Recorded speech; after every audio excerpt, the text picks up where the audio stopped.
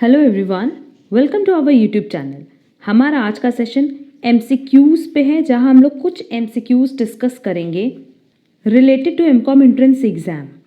And ये जो questions है ना, ये ओडिशा सीईटी के लिए, Allahabad university, Lucknow university, Mahatma Gandhi Kashi Vidyapeeth,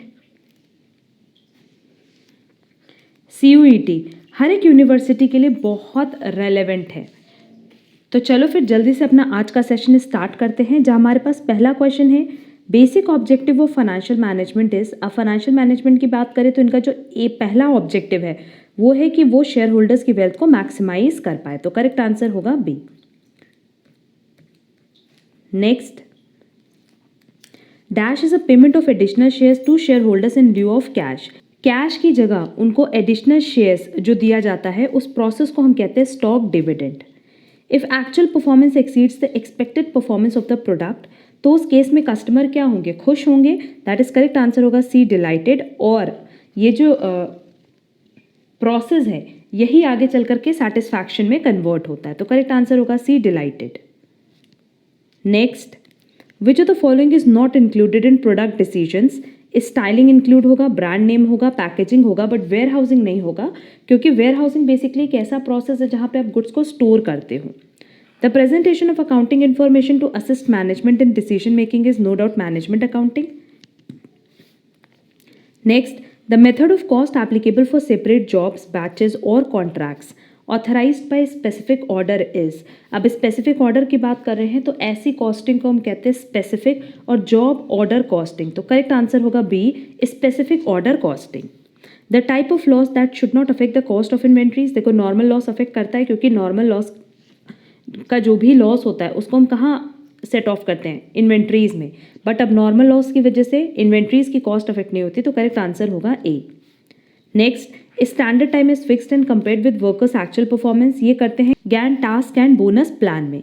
find the odd man out, commercial paper, share certificate, certificate of deposit, treasury bill. No doubt ये तीनों की अगर हम बात करें तो ये मनी मार्केट इंस्ट्रूमेंट है, but share certificate odd one out है। Next, to regulate the securities market and to protect the investors interest, government of India ने क्या बनाया है? सेबी। और सेबी सेटअप कब हुआ है? On 12 April 1988। Next, NABARD was established exclusively for, ये एग्रीकल्चर से रिलेटेड है। तो करेक्ट आंसर होगा C, agriculture and rural development. TCO stands for, इसका फुल फॉर्म है technical cooperation organisation. The small investors gateway to enter into big companies. अब अगर small investor है और उनको बड़ी कंपनी में एंटर करना है तो वो म्यूचुअल फंड्स के थ्रू कर सकते हैं। Next, the process of managing the sales ledger of a client by a financial service company is called. जब आप अपने क्लाइंट के सेल्स लेजर को मेंटेन करते हो, और मेंटेन करने का तरीका क्या है? Financial service company. तो इस प्रोसेस को हम कहते हैं factoring. Income tax act was passed in the year 1961। Deduction and interest on loan taken for studies, मतलब अगर आपने स्टडीज़ के लिए लोन लिया और उस पर इंटरेस्ट पे करो तो उसका डिडक्शन इनकम टैक्स एक्ट में मिलता है under section 80E। Pension is under the salary head. अब देखो, पेंशन के बारे में वैसे तो हमने बहुत कुछ डिस्कस किया है, बट यहाँ पे हम एक पॉइंट क्लियर कर दें पेंशन के बारे में कि पेंशन दो तरह की होती है। एक तो होती है अनकम्यूटेड पेंशन और एक होता है कम्यूटेड पेंशन। अगर अनकम्यूटेड पेंशन की बात करें तो किसी भी एम्प्लॉय के सेंस में ये फुल्ली टैक्सेबल है, पर कम्यूटेड पेंशन में ना दो चीज़ होती है कि अगर आप गवर्नमेंट एम्प्लॉय हो तो फिर कम्यूटेड पेंशन पे आपको कोई भी टैक्स पे नहीं करना पड़ता, और अगर आप नॉन गवर्नमेंट एम्प्लॉय हो तब आपको टैक्स पे करना पड़ता है। अब क्वेश्चन में क्योंकि कुछ भी नहीं बोल रहा है तो हम ये मानते हैं कि अनकम्यूटेड पेंशन की बात कर रहा है, और करेक्ट आंसर होगा A, fully taxable. Consideration is quid pro quo, that is something in return. In a contract of guarantee, a person who promises to discharge another's liability, उसको हम कहते हैं श्योरिटी, जो कि गारंटी देता है दूसरे पर्सन की। सेल ऑफ गुड्स एक्ट किस ईयर में पास हुआ था? 1930। The delivery of goods by one person to another as security for the repayment of debt, इस प्रोसेस को ही हम कहते हैं प्लेज, और इस पर हमने पहले डिस्कशन किया है। The banker has a statutory obligation, banker की स्टैट्यूटरी ऑब्लिगेशन है कि वो कस्टमर के चेक को ऑनर करे। The reasonable period allowed in India for the presentation of a cheque is, cheque के लिए 3 महीने का टाइम अब हो गया है। तो करेक्ट आंसर होगा B. The best suited deposit for a trading communities, जो भी बिजनेसमैन होते हैं उनके लिए करंट डिपॉजिट सबसे अच्छा माना जाता है। A cheque which is not crossed is called, एक चेक जिसको क्रॉस नहीं किया गया है उसको हम ओपन चेक कहते हैं। एंड ओपन चेक का दूसरा नाम ही अनक्रॉस्ड चेक है, बट ऑप्शन में दोनों दिया है, बट करेक्ट आंसर होगा B, open cheque. Next, joint profits are maximised in the model cartel which is model of oligopoly, क्योंकि कार्टेल किससे रिलेटेड है, ओलिगोपोली से। यूनिटरी इलास्टिसिटी ऑफ डिमांड ये हमेशा 1 के बराबर होता है। An individual who starts, creates and manages a new business, उसको हम कहते हैं entrepreneur. To provide financial assistance to entrepreneurs, the government has set up a number of financial institutions. बहुत सारे institutions डाल रखे हैं जिनसे वो financial help ले सकते हैं। IFCI stands for Industrial Finance Corporation of India. Dash set up for the purpose of financing, facilitating and promoting foreign trade of India. Exim Bank. Next, the oldest form of business organization is no doubt sole proprietorship. Promoter is a person जो कि company के incorporation में, मतलब company बनाने में participate करता है, takes part in the incorporation of a company. The charter of a company, its memorandum of association.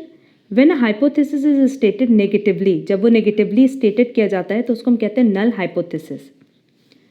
A technique of building up a list और sample of a special population by using an initial set of members as informants, तो इस process को हम कहते हैं snowball sampling. Schedule is used as a, अब अगर हम शेड्यूल की बात करें तो ये बेसिक टाइम मैनेजमेंट टूल की तरह यूज़ होता है, जिसमें आपके पास एक लिस्ट होती है कि कितने समय में आप कौन सा टास्क, कौन सा इवेंट कंप्लीट कर पाओगे। क्लियर? तो as per given option correct answer होगा B, tool. Next, source of data collected and compiled by others is called secondary data. The aggregate of all the units pertaining to a study is called a population और universe. Two-factor theory was propounded by no doubt Frederick Herzberg. Grapevine is the term used in relation to informal communication. Dramatic reduction of manpower. अगर dramatic बहुत excess reduction होगा manpower में तो उसको हम कहते हैं downsizing process.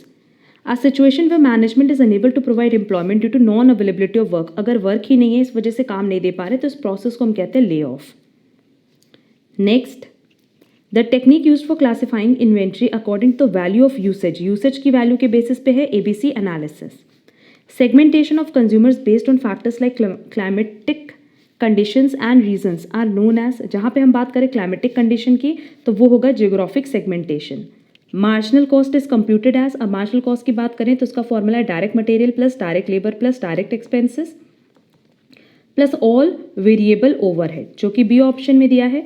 बट ये देखो prime cost plus all variable cost की बात कर रहा है, और अगर हम प्राइम कॉस्ट की बात करें तो इन तीनों को ऐड करके प्राइम कॉस्ट आता है, या हम ऐसे लिख सकते हैं कि आप टोटल कॉस्ट में से फिक्स्ड ओवरहेड हटा दो, इसी को हम कहते हैं मार्जिनल कॉस्ट। तो करेक्ट आंसर होगा D, all of the above. Income is measured in the on the basis of entity concept, accounting period concept, going concern concept, cost concept. वैसे तो ये मैचिंग कॉन्सेप्ट के बेसिस पे ही measured किया जाता है, क्योंकि जितनी आपने इनकम अर्न की है उसके पैरेलल आपको एक्सपेंसेस भी मेंशन करने होते हैं। तो करेक्ट आंसर होगा मैचिंग कॉन्सेप्ट, जो कि ऑप्शन में नहीं दिया है।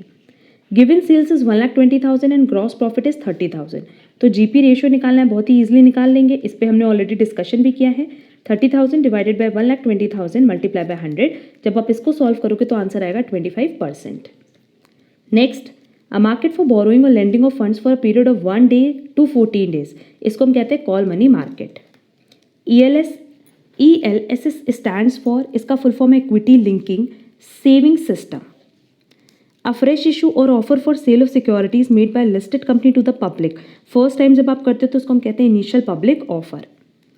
Purchase budget is based on cash budget, overheads budget, sales budget और material budget. Dash is a process of selecting one best alternatives from different alternatives decision making process. Insurance claims received can be vouched with bank advice, copy of insurance claim lodged, counterfoil of the receipt of claim। Correct answer होगा D, कि इन दोनों के ही basis पे आप vouching करोगे। Next, when PV ratio is 40%, sales value 10,000, variable cost कितना होगा? तो देखो पीवी रेशियो का फॉर्मूला क्या है, सिंपली इसका फॉर्मूला है कॉन्ट्रीब्यूशन अपॉन सेल्स इंटू 100। आप क्योंकि मेरे पास पीवी रेशियो दिया है 40% और सेल्स दिया हुआ है 10,000, अप्लाई करोगे, जब आप इन दोनों को क्रॉस मल्टीप्लाई करोगे तो कॉन्ट्रीब्यूशन कितना आ जाएगा 4,000। अब हमें पता है कि अगर हम सेल्स में से वेरिएबल कॉस्ट माइनस करें तो आता है मेरे पास कॉन्ट्रीब्यूशन। अगर ये 10,000 है, ये 4,000 है, तो नो डाउट जो बैलेंसिंग फिगर होगा वो होगा वेरिएबल कॉस्ट। तो करेक्ट आंसर होगा B, 6,000। Dash deals with the right actions of individuals ethics. AS2 deals with the following of valuation of inventories. Profit and loss on depreciation fund investment is transfer to, जो भी balance बचता है उसको हम लोग PL account में transfer कर देते हैं। और आज का लास्ट क्वेश्चन है, zero coupon bonds carry no interest, no maturity value, coupons for payment of interest, all of the above. Maturity value होती है बट उसमें कोई भी इंटरेस्ट नहीं होता, तो करेक्ट आंसर होगा ए, नो इंटरेस्ट। ये ओवरऑल 60 MCQs थे जो कि एमकॉम एंट्रेंस एग्जाम से रिलेटेड है और बहुत इंपॉर्टेंट है कुछ यूनिवर्सिटी के पॉइंट ऑफ व्यू से, तो इनकी प्रैक्टिस आप लोग अच्छे से कर लेना। अगर किसी भी क्वेश्चन में कोई डाउट होगा तो कमेंट बॉक्स में कमेंट करके पूछना। एंड अगर आपको आज का क्लास यूजफुल लगा है तो वीडियो को लाइक कमेंट शेयर ज़रूर करना। अब हम लोग मिलेंगे हमारी नेक्स्ट क्लास में जहां हम लोग कुछ और इंपॉर्टेंट MCQs डिस्कस करेंगे related to MCom entrance exam. आज के लिए बस इतना। Thank you so much.